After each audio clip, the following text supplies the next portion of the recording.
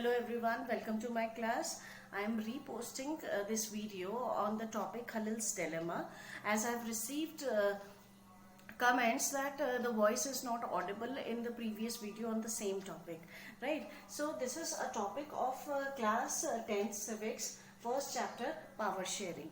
Now through this topic we'll try to understand what sort of power sharing is required, what need to be kept in mind before doing the sharing of power, right? And if you have watched my previous videos, you must be aware of the cases of Belgium and Sri Lanka, where we have tried to understand one fact, that in present day world, maximum nations which are following the democratic setup, they are having multiple ethnic communities living within the nation, and many times it is seen that these communities might indulge in conflicts with each other to have powers in their hands.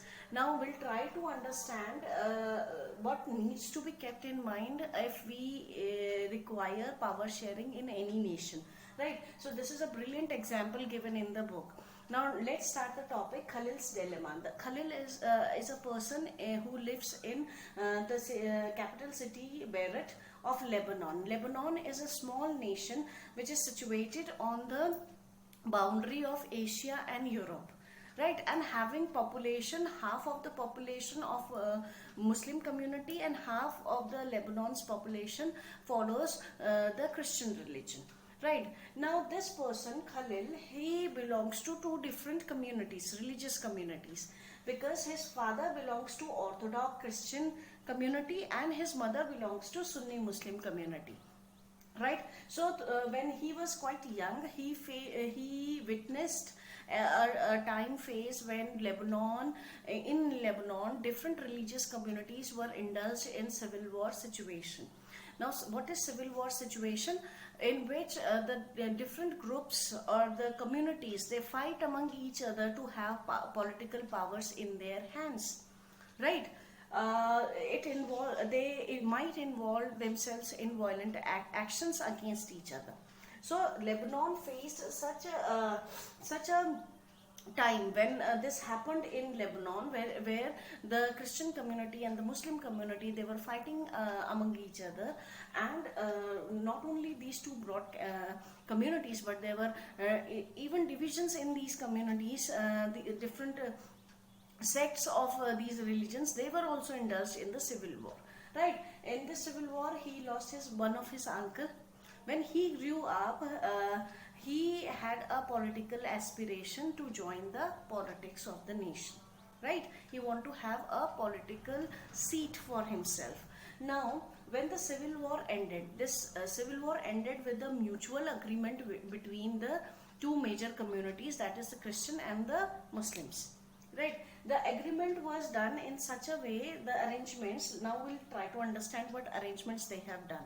They tried to the politicians, they tried to settle down this issue. They wanted to end the issue by distributing the power to every community living in Lebanon, and reserving seats for them. Let's see how. Like the president seat is reserved for the candidate belongs to Catholic Christian community.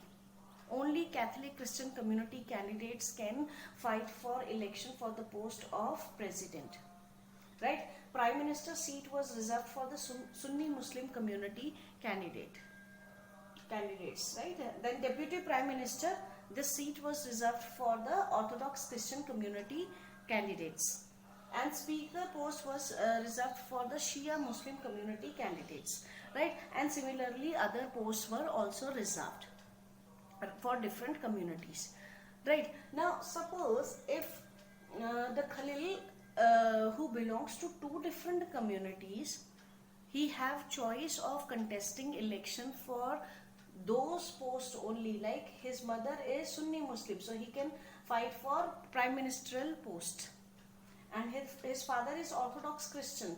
That means he can either contest election for the prime minister post or for deputy prime minister post. But if he wants to contest election for the president seat, then he cannot contest the election because the seat is reserved for the Catholic Christian community candidates, right? So he have either these two choice, or he wants to or after becoming adult he can change to another religion and he can be a member of another religious community, and then whatever the seat is reserved for that particular community, he can contest election to that only, right? So can you think this sort of arrangement is good for democracy? It is not. Reason being, democracy gives a wide choice to the candidates.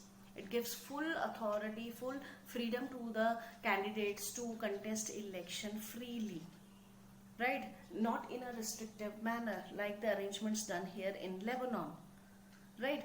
So such type of power sharing is not supporting the spirit of democracy. It is somewhere giving a very restricted form of democracy to the citizens. Now the question is, what sort of power sharing is required in modern democracy? For that you need to watch the other videos in which I have covered the different forms of power sharing. So please like, share and review this, and please subscribe my channel. Thank you.